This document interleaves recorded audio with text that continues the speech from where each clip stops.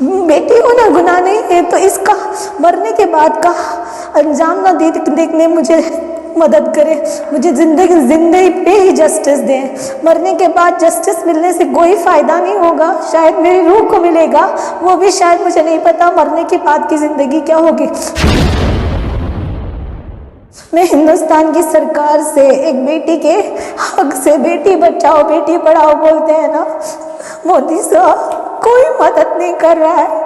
In fact मुझ पे लड़की होने की गुनाह की सजा मिली जा रही है। आज मुझे पता चलता है कि मेरे शौहर की दूसरी शादी हो गई है और इसका इल्म मुझे हुआ भी नहीं। आपकी आवाज़ चैनल में आप सभी का खैर मकदम है।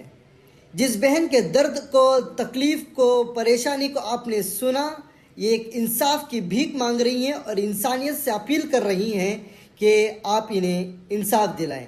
आपकी आवाज़ चैनल एक ज़िम्मेदार चैनल है, इनके इंसाफ के लिए इनके साथ खड़ा है। आपकी आवाज़ चैनल अपने प्लेटफॉर्म से अपील करता है कि आप मीडिया के सामने आएँ और अपनी बीवी को बावकार ज़िंदगी दें और खुशहाली ज़िंदगी दें, और जिस तरीके से आपका दूसरा निकाह हुआ है, दोनों बीवियों को कानूनी दायरे में और शरीयत के दायरे में इंसाफ करें और बराबरी की ज़िंदगी दें। आपकी आवाज़ चैनल को बहुत सारी रिपोर्ट्स और डॉक्यूमेंट्स, क्लिप्स, फ़ोटोज़ सब मिले हैं, लेकिन आपकी आवाज़ चैनल ने इन तमाम चीज़ों को हाइड किया है, आवाम के सामने नहीं बताया है। मकसद ये है कि आपकी आवाज़ चैनल का कि मियाँ बीवी दोनों मिल जाएं और खुशहाली की ज़िंदगी गुजारें। वसीम सामने नहीं आते और इस बहन को यानी मोहसिना को इंसाफ नहीं देते और उनका हक अदा नहीं करते, तो आपकी आवाज़ चैनल के पास जो भी प्रूफ्स और डॉक्यूमेंट्स मिले हैं उसे आवाम के सामने आपकी आवाज़ चैनल शाया करेगा और मोहसिना के इंसाफ के लिए जितनी दूर तक जाना पड़े ये ज़िम्मेदार चैनल यानी आपकी आवाज़ चैनल खड़ा रहेगा और इंसाफ दिलाने की भरपूर कोशिश करेगा। अस्सलाम वालेकुम, मेरा नाम मोहसिना है, मैं बैंगलोर की रहने वाली हूँ। प्लीज़ अपना वीडियो स्किप ना करें और मेरी बात को ध्यान से 2 मिनट के लिए सुने। ये इल्तिजा है मेरी, इस मैसेज के थ्रू, आपकी दुआओं के थ्रू शायद मेरी ज़िंदगी में सारी चीज़ें, सारे मसले हल हो जाएं। हर इंसान एक बार शादी करता है, उसमें खुश रहता है या तो वो बिखर कर टूट जाता है।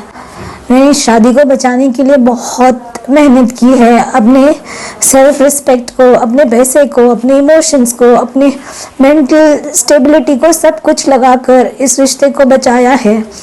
आज मेरे ऊपर जो इल्ज़ामात लग रहे हैं वो दिन रात मुझे मार रहे हैं। मैं बहुत परेशान हूँ। मेरी लोगों की एक शादी होती है, मेरी 2 हुई, एक ही इंसान से 2 तरीके से, पहले कोर्ट मैरिज, फिर उसके बाद निकाह। उस दोनों शादियों के बाद भी आज भी मेरी ज़िंदगी में सुकून नहीं है। इतनी कुर्बानियाँ सब कुछ देने के बाद आज मेरे सामने नए चैलेंजेस आके खड़े हो रहे हैं। मैंने सिर्फ अपने शौहर और उनकी माँ की मोहब्बत के लिए अपने आप को तक कुर्बान कर दिया, अपनी औलाद को तक खुद ब खुद अपने आप से संभाल के इतने साल ज़िंदगी की। उसके बाद आज मुझे पता चलता है कि मेरे शौहर की दूसरी शादी हो गई है और इसका इल्म मुझे हुआ भी नहीं। मुझे कोई तीसरा कोई और नहीं, वो लड़की जिनके साथ उनका निकाह हुआ है वो अपने दोस्तों के थ्रू मुझे ये पता लगाती हैं कि उनकी शादी हो चुकी है। जब मैं अपने शौहर से सवाल करूं तो वो कहते हैं कि मैंने ब्याज के लिए पैसे लिए हैं और वो ब्याज वाला तुमसे झूठ बोल रहा है। उसके बाद जब मैं जाकर और सच्चाई जानने की कोशिश करती हूँ तो सच्चाई मुझे कॉलेज के थ्रू पता चल जाती है कि हाँ, उनकी शादी हो गई है और 2.5 महीना हो गया है। 2.5 महीने से मेरे शौहर इसके बावजूद भी मेरे साथ 2 साल से वो आते हैं, जाते हैं, मिलते हैं। उन्होंने मुझसे एक वादा किया कि मेरी अम्मी फिलवक्त तुम्हें और तो हमारी बेटी को पसंद नहीं करते, इसके लिए तुम थोड़ी सी कुर्बानियाँ दो। मैंने उसका भी मान रखते हुए अपनी बेटी को खुद अकेले संभाला, एक काम वाली के साथ में। मैं दिन में पूरी मिडनाइट शिफ्ट करती हूँ, उसके बाद उन पैसों से अपनी बेटी को परवरिश देती हूँ, अपना घर का सारा खर्चा संभालती हूँ। 1 रुपए की डिमांड नहीं करती, सिर्फ अपने शौहर का वक्त अपनी बेटी के लिए मांगती हूँ। उतना सब करने के बावजूद भी आज सिर्फ कोई दूसरा आ जाने की वजह से और उसके बात पर सवाल करने से मेरे शौहर मेरे यहाँ आ नहीं रहे। मुझे हर रोज़ ये कहते हैं मैं आ जाता हूँ, बातचीत करते हैं, आगे का प्लान करते हैं, और कोई प्लानिंग नहीं होती है। ना कि मुझे ये पता चलता है कि मेरे साथ आगे क्या होने वाला है। क्या ज़िंदगी भर मुझे ऐसे ही अकेले होकर सारी चीज़ों को संभालना पड़ेगा?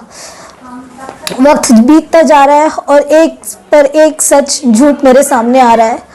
मेरे पे पहले इल्ज़ाम लगा कि मेरी तलाक हो गई है और मैं कोई शादी में नहीं हूँ। बाखुदा मैं शादी में हूँ, मैं निकाह में हूँ, मेरा कोई तलाक नहीं हुआ है, मेरा कोई मुकदमा नहीं चल रहा है। मैं किसी के साथ में जाकर किसी के पास कोई शिकायत नहीं की है मैंने कि मेरा मुकदमा करो, और आज पता चलता है कि मेरा मुकदमा बैंगलोर के कोई कोर्ट में चल रहा है जहाँ पे मेरा डाइवोर्स का फाइनल स्टेज आ चुका है, जबकि मेरे पास कोई नोटिस नहीं आई है। मेरे शौहर मुझसे आकर बाखुदा मिलते हैं, मियाँ बीबी की एक नॉर्मल रिश्ता भी रखते हैं और मेरी बच्ची को भी मुलाकात करते हैं। भले ही मालो इज्जत दौलत ना देते हो, लेकिन थोड़ा सा वक्त दे रहे हैं। वो सोचकर मैं खुश थी, तो आज मुझे एक बार फिर से धोखा मिला है। इस बार मेरे इज्जत की, मेरे भरोसे की वापस से जान गई है। मैं तमाम आवाम से ये गुजारिश करती हूँ मेरी मदद करें। बेटी होना गुनाह नहीं है और मुसलमान होना गुनाह नहीं है। ये बोलकर कि दूसरी शादी करना मुस्लिम में जायज़ है तो ठीक है, मैं उस गुनाह को भी मांगने को तैयार हूँ कि तुमने दूसरी शादी कर ली। मैं उस दूसरी औरत को भी मेरी बेटी के मोहब्बत के आगे कबूल करती हूँ, लेकिन मुझे मेरा हक तो दे, मेरे लिए वक्त तो निकाले, मेरी बेटी का परवरिश में साथ तो दे, मेरे घर का खर्चे में साथ दे। मैं हर जगह पे अकेले जाऊं और मुझसे ये कहेंगी मैं मेरी मम्मी के साथ अकेले जी रहा हूं तो तुम भी अकेले ज़िंदगी संभालो। और आज सारी बातें जब पता चल रही हैं कि नहीं, उन्होंने शादी कर ली और मुझे अकेले गुजारना है, तो वो मेरे सामने नहीं आ रहे, मेरा हक नहीं दे रहे। वैसे ही मैंने तुम्हें बहुत कॉल किया, मेरे घर वालों ने भी तुम्हें कॉल किया, तुम जवाब नहीं दे रहे हो। तुम क्या कर रहे हो मेरी ज़िंदगी के साथ मुझे नहीं पता। मुझे इंसाफ दो तमाम लोगों के सामने। तुम बहुत बड़े लोग हो, तुम इज्जत से, मालो इज्जत से, पैसे से स्कूल के ओनर्स हो तुम। आज मैं एक आम लड़की की तरह तुम्हारे से भीख मांगती हूँ अपनी ज़िंदगी की, मेरी बेटी की ज़िंदगी की, हम दो लोगों की ज़िंदगी की। मुझे ऐसे जलील ना होने दो लोगों के बीच में, मुझे ऐसे जलील ना होने दो। मैंने तुम्हारे लिए हर कुर्बानी दी है वसीम, मेरी बेटी के बाप की मोहब्बत के लिए हर कुर्बानी दी है, और आज तुम मेरी कुर्बानी का इस कदर खेल ना खेलो, मेरी इज्जत को बचाओ वसीम। मैंने तुम्हें कब डाइवोर्स देने की बात की है या किया है? तुम्हारी कौन सी भी नोटिस मेरे पास नहीं आई है। आज मुझे किसी पुलिस वाले से पता चलता है कि तुमने कहीं पे मेरे नाम का डाइवोर्स का केस मुकदमा चला रहे हो और वो फाइनल स्टेज पे आ गया है। मैं हिंदुस्तान की सरकार से एक बेटी के हक से, बेटी बचाओ बेटी पढ़ाओ बोलते हैं ना, मोदी साहब कोई मदद नहीं कर रहा है।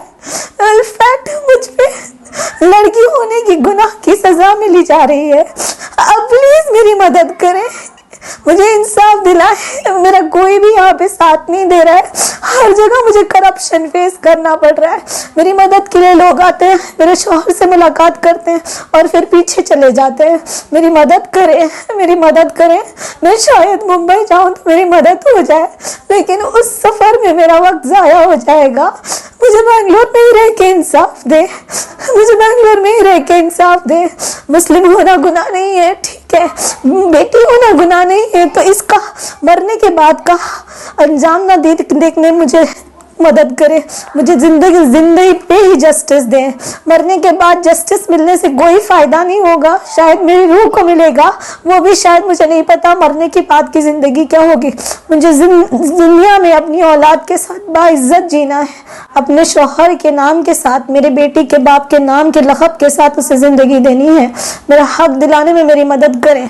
मैं इंडिया की सरकार से, आवाम से ये मदद चाहती हूँ, मुझे मेरी राइट्स दें। I'm an educated girl. It doesn't mean if I'm educated, I should be only working and taking care of my daughter.